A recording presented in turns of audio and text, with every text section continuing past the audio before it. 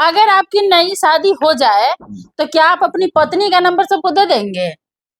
नहीं, ये प्राइवेट वाली बात है। ये मैडम आप जो पूछ रहे हैं ना, दहेज लेना देना कानूनन अपराध है, फिर भी आप दहेज के लिए अपनी पत्नी को मायके में छोड़े हुए हैं और आप एक तरफ सांसद का चुनाव लड़ रहे हैं।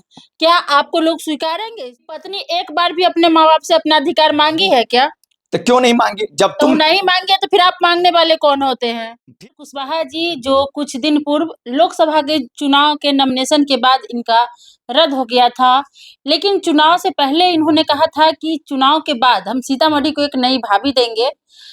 लेकिन उसके बाद काफी बवाल हुआ, उस पर चर्चा करने के लिए सुरेंद्र जी आए हैं हमारे समक्ष। जानते हैं कि आखिर बवाल क्यों हुआ, वजह क्या है? चुनाव के वो नॉमिनेशन के दिन अचानक सवाल पूछे थे मोना पटेल जी। अचानक, ऐसी कोई सोची समझी बात नहीं। और सीतामढ़ी के युवा जो है, जो युवक है, वो नई भाभी को लेकर के, नई भौजी को लेकर के ज्यादा उत्साहित है और बार बार हमें फोन करते हैं कि नई भौजी का नंबर दीजिए, नई भौजी का आता पता दीजिए।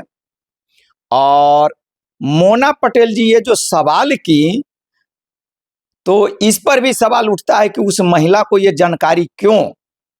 और सवाल ये उठता है कि एक गरीब बच्चा है, गरीब उम्मीदवार है और राजनीति फील्ड में उतरे हैं, और सवाल महिलाओं का है कि मोना पटेल जी ये सवाल पूछी कि इन नेता के पास सैकड़ों और हजारों महिलाएं आती है।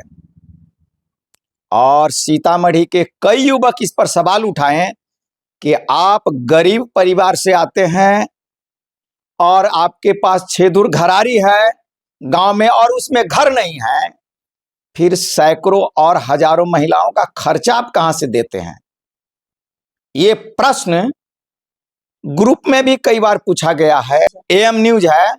और आप अचानक सवाल पूछिए, कहां से आपको जानकारी मिली कि नेताजी के पास सैकड़ों और हजारों महिलाएं हैं?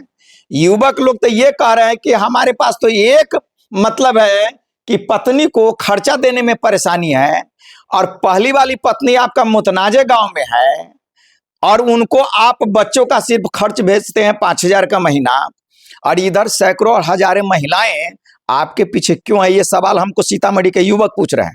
और ये सवाल पूछना लाजमी है क्योंकि हम राजनीति फील्ड में हैं और राजनीति फील्ड में आदर्श चीज को दिखाना जरूरी है। कई युवक तो हमसे मैडम ये भी सवाल पूछे कि आप भगवान कृष्ण तो नहीं है कि आपके पीछे मतलब कि गोपिया से पागल हो गई है। लेकिन ये कहना चाहता हूं कि सैकड़ों और हजारों महिलाएं नहीं हैं, 4 महिलाएं हैं। और ये नई भौजी पर जो हाय तौबा मचा हुआ है पूरे सीतामढ़ी में, और खास तौर पर युवा लोग जो हाय तौबा मचा रखे हैं, 12 बजे रात को फोन करते हैं कि नई भौजी का नंबर दीजिए। अगर आपकी नई शादी हो जाए तो क्या आप अपनी पत्नी का नंबर सबको दे देंगे? नहीं, ये प्राइवेट वाली बात है। ये मैडम आप जो पूछ रहे हैं ना, तो थोड़ा आपसे नंबर मांगता है तो क्या आप नंबर दे देंगे, हाँ या ना बोलिए? नंबर की बात जो आप कर रहे हैं ना मैडम, तो अब थोड़ा सोशल हम भी हो गए हैं, लेकिन अचानक हो तो कुछ लोगों को हम दे सकते हैं। अब तो मैं पता भी बता दिया, खैरवा बिशनपुर की जो लड़की है रेणु सिंह, उसका तो मैं पता भी बता दिए लोगों को। शादी फिक्स हो गया है? शादी फिक्स हुई नहीं है। इधर हमारी पत्नी से वो बातचीत करती, पता नहीं कौन लड़का हमारी पत्नी का नंबर उस रेणु सिंह को दे दिया। मुझे तो गुस्सा आ रहा है। एक दिन मैंने गुस्से में एक लड़का को झाड़ भी दिया, बोला भी कि तुम्हारा मैं खोपड़ी उड़ा दूंगा, तुम घर तोड़ने वाली बात कर रहे हो। हमारी पहली वाली पत्नी का पुराने नई वाली जिसे हम शादी करने जा रहे हैं उसका नंबर किसने दिया? अच्छा एक चीज बताइए, जब आपकी पहली पत्नी से आपकी होने वाली पत्नी का जब बात चल रहा है तो क्या आपको लगता है कि आपकी पहली पत्नी दूसरी को आपके समक्ष आने देगी?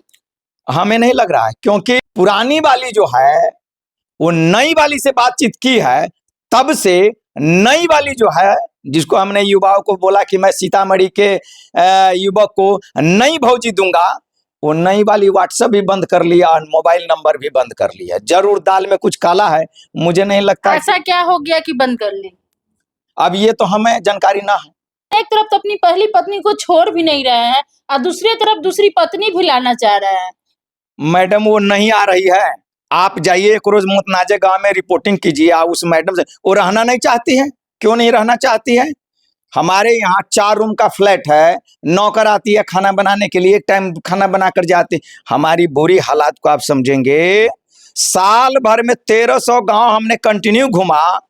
सुबह में 8 बजे निकलते तो शाम को हम 8 बजे रात में आते, ना कोई मतलब पानी देने वाला है ना चाय देने वाला है। कुछ तो वजह हुआ होगा कि आपकी पत्नी आपके पास आना नहीं चाहती है।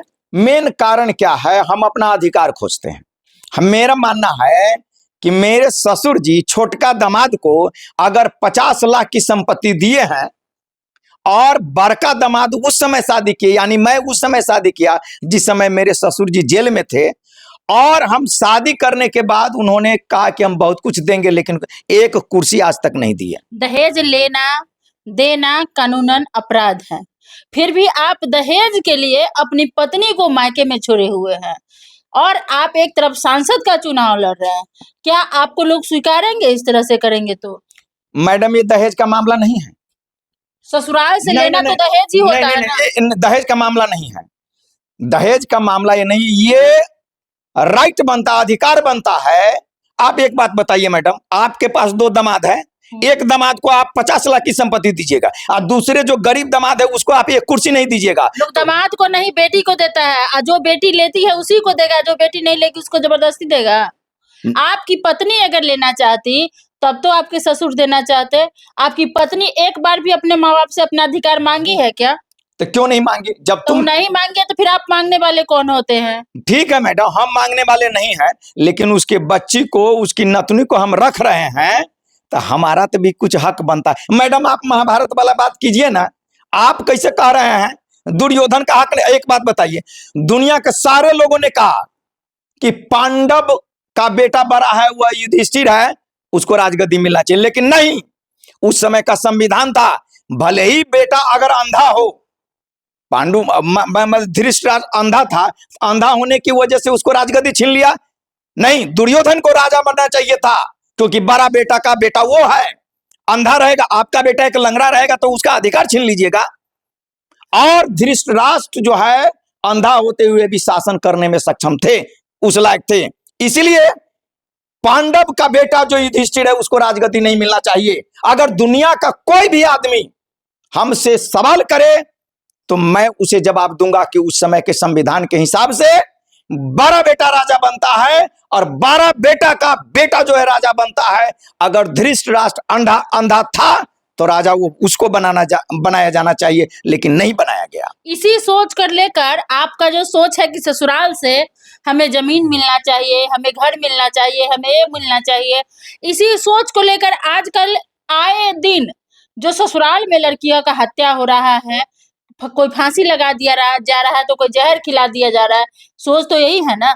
नहीं, वो सोच नहीं है। एक बात ध्यान रखिए मैडम, ऐसा है आप चैनल चलाते हैं, आप जाइए मुतनाजे गांव, कोई ज्यादा दूर नहीं है, बथना में प्रखंड में पड़ता है, आप जाइए पता लगे। मैंने अपने ससुर से कुछ नहीं मांग किया है। तो पत्नी को प्रताड़ना क्यों किए हैं?